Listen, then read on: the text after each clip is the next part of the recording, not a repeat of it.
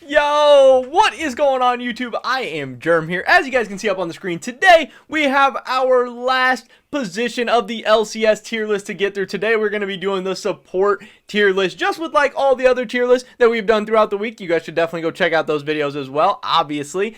Today, what you're looking at on the screen right now is my preseason LCS support tier list. This was after free agency, after we had the 10 starting supports to start the season that were going to be confirmed. I decided to rank everybody, and now after the regular season, now that we've got to see 18 games from all these teams, we're going to be updating that tier list after the regular season, but this is before the playoffs. Obviously, the playoffs do start tomorrow, which is March 20th, I believe, on Saturday with TSM Team Liquid. But in this video today, we're going to be running through 1 through 10, every single support on this list. I'm going to be rearranging it, mixing it all back up, giving my updated thoughts and opinions on all of them. Because there's definitely some guys that I was right about, some guys that I was wrong about.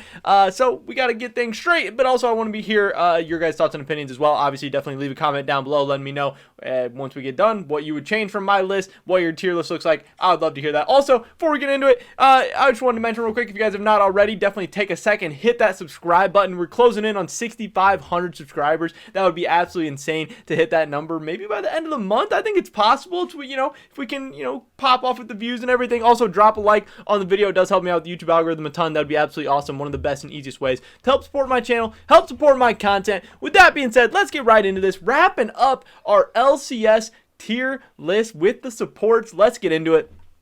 First up, we got Smoothie. Coming into the season, I had this guy ranked as an F tier. And for me, F tier just means probably doesn't belong in the LCS. Maybe like an academy level support. Maybe just, if it's like an older guy, maybe needs to retire. Maybe a little bit washed up. I wasn't a real big fan of Smoothie. I thought he hadn't really been that good in the past. I think the last couple of teams he's been on, like TSM and then on to CLG, I thought he's really struggled. I was just I'd been disappointed with this play recently. He's a guy who earlier in his career I was kind of a big fan of, but coming in the year, I did not think it was going to be that great. Obviously, I thought the move from him laning with Stixxay to laning with Wild Turtle would be an upgrade for like a bot lane partner for him, and he might be able to look a little bit better, but I thought CLG, wasn't going to be that great of a team. I thought Smoothie was potentially going to be the worst support in the league also, but now that we've got to see CLG throughout the year, I definitely don't think Smoothie has been that good, but I don't think he's been the worst support in the league. I don't think he's been necessarily terrible. Yes, CLG had a rough start to the year where him and Wild Turtle definitely looked rough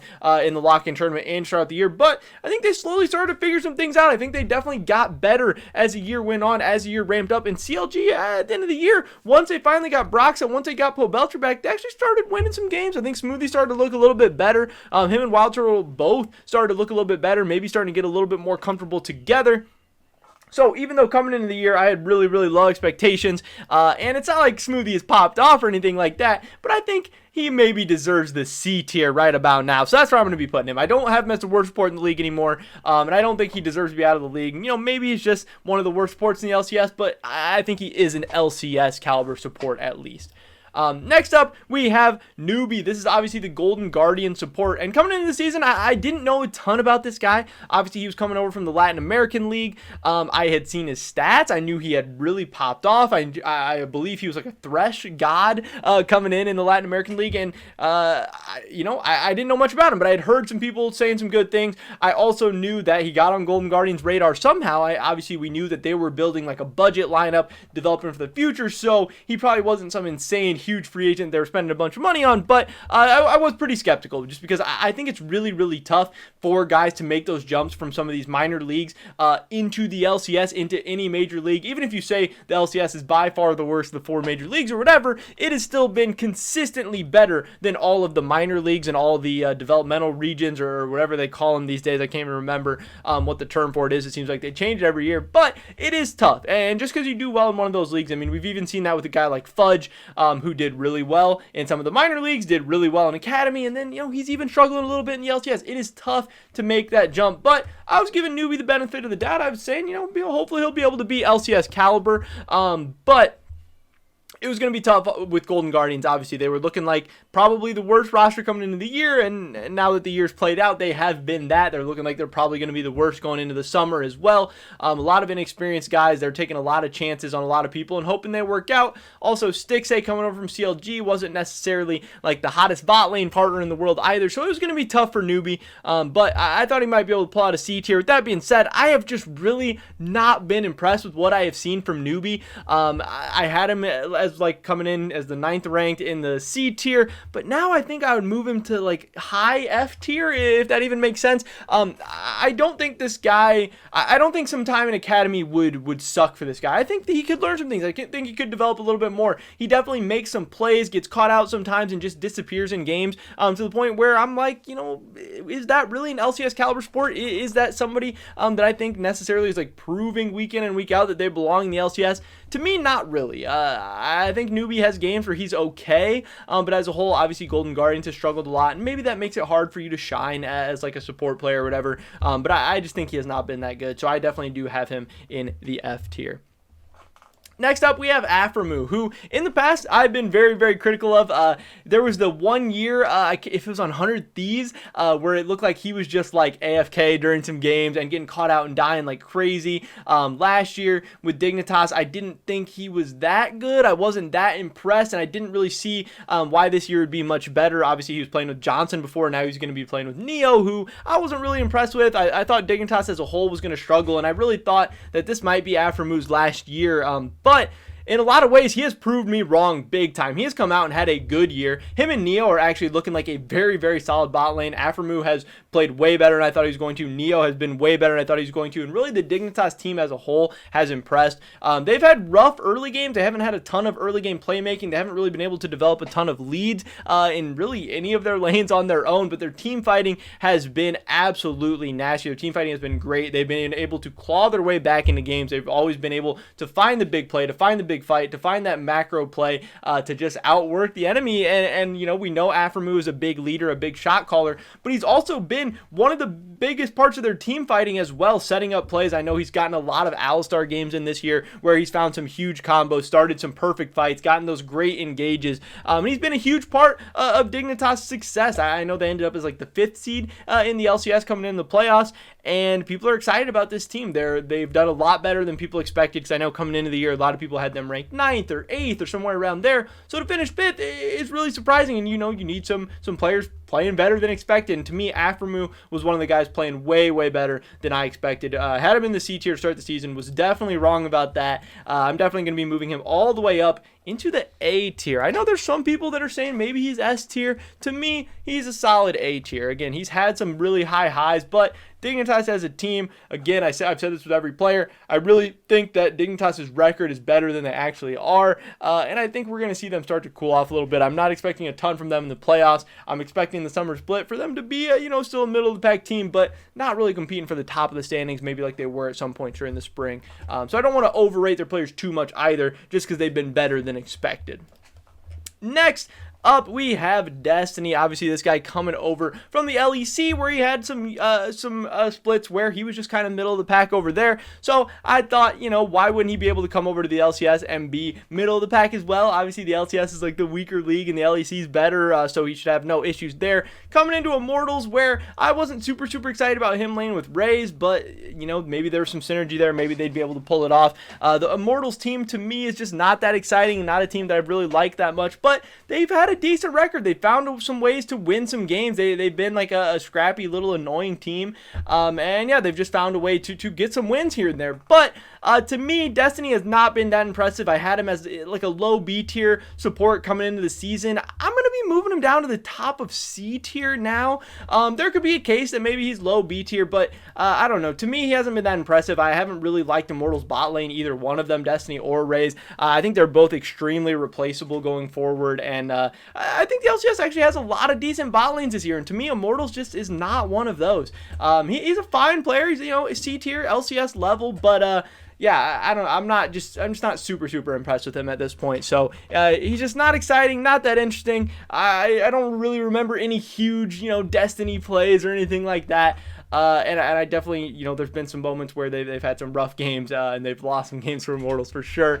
You know, they're in that group of the LCS that I think is really, really far away. You know, it's the top 6 teams. The bottom 4 teams are quite a distance away from those top 6 teams in the LCS. So really a lot of the players on these bottom 4 teams, I mean, are struggling comparatively to the top 6 in a lot of ways. And I think Destiny kind of falls into that group where he's not bad, but man, is he far away from the top 6 in the LCS. And to me, that's C tier. Next up, we have Diamond. This is a guy coming into the year. He had such high praise. He was so hyped up. People were talking about him potentially being the best support in Academy last year. Again, not me. I think it was Treats. Treats has now gone over to the LEC. He's had, you know, some insane performances. He's been great. I think Treats was the best support in Academy last year. I don't think there was much arguing about that, but there was definitely a lot of people saying Diamond, and at worst, Diamond was the second best Academy support. So I kind of got caught up in that hype of, you know, hey, if he was able to do good in Academy, he'll probably come in. I also thought that the LCS supports really wasn't even that strong of a category or a tier, so I thought, you know, he'd be able to be better than a lot of those old aging veterans and some of these new guys. So I did put him into the B tier. I thought FlyQuest was going to be a decent team. They were hyped up. I was excited about them. I was excited about Diamond, you know, finally getting some of this top Academy talent to have some chances in the LCS, because that's what people have been asking for a long time. So I thought he was going to be good. But also, he's paired up with Johnson, who I am a big fan of. I think he's a good AD carry. I thought they were going to have a good chance to succeed together. Now back to the but. Johnson was not it. From the very beginning, early on in the lock-in tournament, I had some tweets where I was like, man, Diamond is not looking good. His positioning was so questionable in lane. He was having some, like, it looked like solo queue-esque deaths where I was just like, what is this guy doing? As an LCS player, you cannot have that kind of positioning. You cannot get caught out there. Like, dude, I've watched so many LCS games over the past, like, 7 seasons I've been watching the LCS, and I saw Diamond have some deaths that, like, I have not seen people have in, like, quite some time since, like, Kiwi Kid days and stuff like that. I mean, Diamond, yes, he is a talented guy and he can make some plays here and there, and I think he had some like solid Seraphine games and stuff like that I can kind of remember, but I just remember scratching my head so many times watching FlyQuest play, being like, what is Diamond doing? Why is he there? What is he even trying to accomplish? Why does he think he can just, like, I don't even know, walk wherever he wants and, like, have, like, is that how he played in Academy? Is that how he plays in solo queue? Like, I was just so confused and didn't know what was going on. I think for sure he is an F tier. He, to me, has been the worst support in the LCS. I'm not surprised at all that he has been benched, that Dreams is coming in. I do expect FlyQuest to probably look better with a more solid support. I think Johnson is definitely going to level up with a better support headed into the summer split. FlyQuest as a whole should start to look a little bit better. I know Licorice had maybe talked about them having some like mental issues and things going on as far as like team atmosphere, maybe some stuff like that. And it's been a crazy year, obviously, with quarantine and everything, Corona, all that stuff going on. So can't blame anybody there. But I do think Diamond has been really, really rough. I think it's going to be weird for him, though, because, you know, he's already had his time in Academy. We already looked great. So then you come to the LCS and then you think you need more time in Academy. Like, hopefully he learned some things that he can work on and practice on and stuff. But, I mean, he's had his Academy time. He's done well there. So I thought he was ready for his transition to the LCS. But, man, I was wrong about that. Definitely had that man rated too high.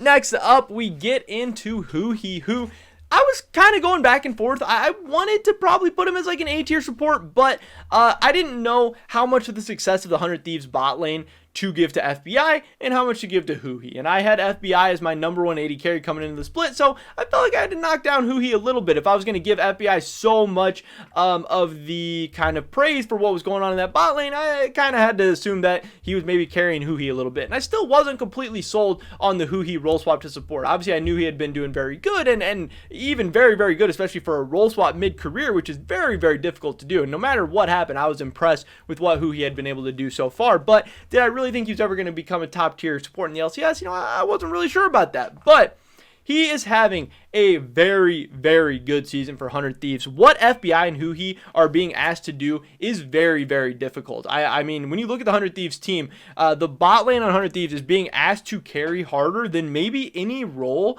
on any team in the LCS right now. Like, top lane someday, he is not playing a lot of carries. He is not putting out a lot of damage. The mid lane situation for 100 Thieves is an absolute mess, and closer is pretty much like non-existent in early games. So FBI and Huhi are being put on an island and being asked to do, I think FBI does over 30% of 100 Thieves damage per game on average. That is by far the highest of any player in the LCS.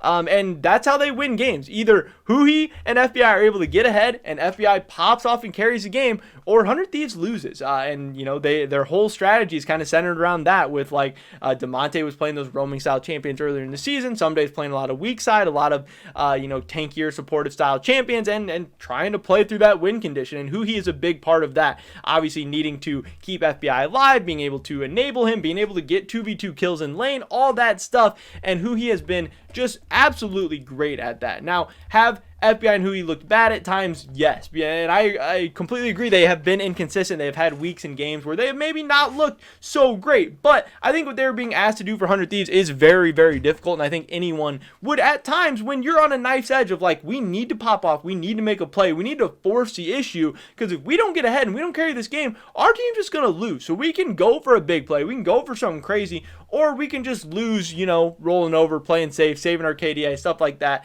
So, you know, I don't want to make too much an excuse for them, because obviously you can still make bad plays and you can still be critiqued and stuff can still go wrong playing like that. But I do just want to acknowledge that what FBI and Huhi are being asked to do is very, very difficult. And I think if FBI and Huhi were on a better team, same thing I said for FBI, that they would look so much better on a Cloud9, on a Team Liquid, on a TSM. Because I think the rest of the 100 Thieves team is really letting these two guys down. I have definitely been impressed with Huhi this season. I am moving him up from the B tier into the A tier. I don't think he's quite in that top class of LCS supports, but I do think he is, you know, pretty dang solid and pretty dang good.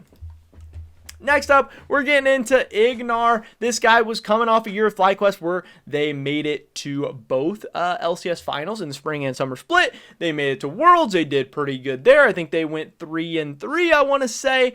And, you know, Ignar was a big part of that. Obviously, people were saying that Wild Turtle was one of the weaker members on FlyQuest last year, and Ignar was having a lane with him, so maybe it made him look a little bit worse, but I do think Ignar has historically been a very, very big playmaker, a guy with a big champion pool, a guy with that, you know, aggressive roaming style, which can be really, really annoying and hard to deal with. He's been successful in the LEC, he's been successful in the LCS, he's made it to Worlds, he's done well at Worlds, he's just been a really, really good guy, so I was very, very excited for him. I thought, you know, that it would be tough on Evil Geniuses laning with Deathly, because I did think Deathly was going to be a downgrade from Wild Turtle. I wasn't really sure about the Evil Geniuses team as a whole, but I thought Ignar would be one of the better performing members. I thought he would be solid. And this year, I've been a little bit disappointed in Ignar, honestly. I think he's been solid. I think he's been okay, but I don't think he's been a top 5 support. Like right now, I'm taking CoreJJ, SwordArt, Vulcan, Huhi, and Aphromoo all above Ignar right now. And that's not to knock him entirely. You know, maybe it's,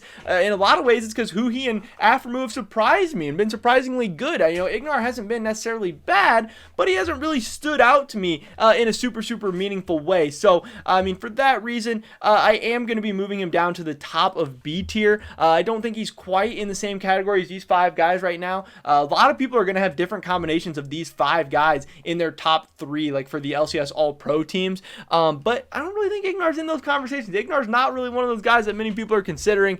Evil Geniuses had a weird up and down year. A lot of the players have been really inconsistent. The team's been pretty inconsistent, but definitely has been better than I expected. Ignar's been solid. He hasn't been bad. He just hasn't been great either. I've seen Ignar be better in his career, so I've been a little bit disappointed, but still solid B tier. That's not bad. I'm not trying to like, you know, throw too much shade on the guy or anything. Just that's kind of my thoughts and opinions right now. Next up, we get to the S tier, where I had 3 guys in the S tier coming in the season, which a lot of people had an issue with. You know, is there really 3 S tier supports in the LCS? That seemed a little too high, but I mean, it was hard for me to take any of these guys out. CoreJJ was a reigning MVP. He was there. SwordArt was coming off a World Finals appearance. And while people said, you know, he wasn't the best support in the LPL and maybe he was like 5th or 6th or whatever, he was coming over to the LCS, which is a much different league than the LPL. And I thought he was going to do just fine. And then obviously Vulcan, who had been just an absolute beast on Cloud9 the year before, especially in the spring split. Not so much in the summer split, which is why I had at the bottom of the S tier. But I was willing to see how he was going to do. And with what we've seen this year, I think it is tough to keep 3 LCS supports in the S tier, so I think I do want to bump somebody out, and I think I do have to bump somebody out, and to me, it's got to be Vulcan going down to the A tier. I think he is still really, really talented. He's still really, really scary, and, you know, as a TSM fan, anytime we play against Cloud9, having Vulcan there, you know, causing havoc, making big plays, popping off, it can be really annoying to play against, and I know he's absolutely a great player, but even he himself has been very critical of his play at times this season. You know, he's always tweeting out, like, oh, went McDonald's that game, or almost went McDonald's that game, or went McDonald's in that early game but then came back. I mean, he has not been the same consistent like beast that he was maybe last spring split. You know, he has been a little up and down. He's been a little inconsistent. This whole Cloud9 team really has been at different times. And again, A tier, saying he's the 3rd best support in the LCS, that's not a knock. The 2 guys ahead of him is a world champion and a world finalist. There's nothing wrong with that. This is not me bashing on Cloud9 or bashing on Vulcan or whatever. It's just me saying that there can only be so many S tier players, and I think Vulcan has not been as good as SwordArt and CoreJJ this season. That's not saying anything bad against him. It's also saying that I've seen Vulcan play better in his career. This was not the best split of Vulcan's career or anything like that, so he can have a subpar split for him personally, and I still have to say he's S tier? Like, no, I don't believe that at all. I think he's been the 3rd best support in the LCS. I've got him in A tier, and that's what I think. Next up, we had SwordArt, who I had rated as the 2nd best support coming in the LCS season. Again, this was kind of an unpopular opinion. A lot of people said, oh, I was crazy, that Vulcan needs to be ahead of him, or he's not on the same tier as CoreJJ, or yada, yada, yada. But, and again, a lot of people were proved right early on the lock-in tournament. SwordArt did not look that great. He did not have TSM playing like an LPL-style team. He was struggling. Their bot lane was struggling. TSM as a whole was struggling. First couple of weeks, or first couple of games in the LCS, maybe even first couple of weeks, same stuff. SwordArt was not looking that great. The team was really struggling, but then they hit their stride where they started leveling up. They started winning a ton of games. SwordArt started making a ton of plays, started really, really enabling this TSM team, and all of a sudden they did start to look like a more proactive team. They did start to look like a more interesting team. They did start to look more exciting, and a lot of that was on the back of SwordArt making a ton of plays for TSM, being one of the best supports in the league, being one of the most consistent players in the league, and he and Lost both at the same time, which I have to think was a large part SwordArt really helping Lost, you know, grow into this 80 carry player that he's becoming, which a lot of people think he's kind of becoming a budding star in a lot of ways. It has to be thanks, you know, to the multi-million-dollar man SwordArt, and I think I was right about him in a lot of ways. Again, people were saying, oh, he was the 6th best support in LPL last year. He's gonna, you know, be just a decent support in the LCS. Like, come on, there's no way. I didn't believe that. I definitely had faith that this was gonna be a big pickup and a big move. Again, I don't know if he's worth the amount of money they're paying him, but once they paid him that money, he's on the team. I still think it would be, you know, a good pickup, and I think it has been. I think he's been the 2nd best support in the LCS. I still don't know if he's past CoreJJ in my mind, but in the minds of some people, he definitely has. He's in that conversation, and this matchup this weekend, where they're playing against each other in the playoffs, and then maybe if they meet again sometime later in the playoffs, that's really going to prove who's the better support right now. And again, Vulcan's in that conversation too. Vulcan could pass up either one of them during this playoffs, but that's kind of my thoughts and opinions going into it. Last, we get to CoreJJ. This guy was the reigning MVP, looking like the best player in the league in the LCS last year, coming in as the best, you know, maybe the best player in the LCS this year. Perks is going to be in the conversation. SwordArt was going to be in the conversation. Alfari's in the conversation now. CoreJJ was a little bit more up and down this year. Again, another guy who this was not his best split by any means. I think part of why CoreJJ maybe looked a little up and down this year was tactical. Had a much worse split this year than he did last year. So it's definitely hard to stand out in the 2v2 when your 80 carry is kind of inting in the ways that tactical has been sometimes. But I still do think that CoreJJ is still the best support in the LCS. Still think he's one of the best players in the LCS. I think Team Liquid is still very, very lucky to have him. And I think heading into the playoffs, he's going to, you know, show up with a very, very good performance. He's going to be motivated. He's going to be excited. I love what this guy does for the LCS, for North American League of Legends. I think he's an awesome player to have on Team Liquid. I'm glad that he's in the LCS, and I really, really do appreciate watching him play all the time. And I thought he was the best support in the LCS then. Think he's the best support in the LCS now. Staying in the S tier for me. And there you have it, ladies and gentlemen. That is my 2021 updated LCS support tier list after the regular season, before the playoffs. My thoughts and opinions on every single support right now in the North American League of Legends scene. But that's pretty much it for this video today. Definitely drop a like if you enjoyed it. I would appreciate it so much. Really helps out the YouTube algorithm. Leave a comment down below. What do you think about my list? What I get right? What I get wrong? What's your guys' list look like? I'd love to hear your guys' thoughts and opinions on anything and anyone we talked about in today's video. Subscribe to stay up to date on my latest content. Hopefully I catch you guys in the next one. But until then, peace!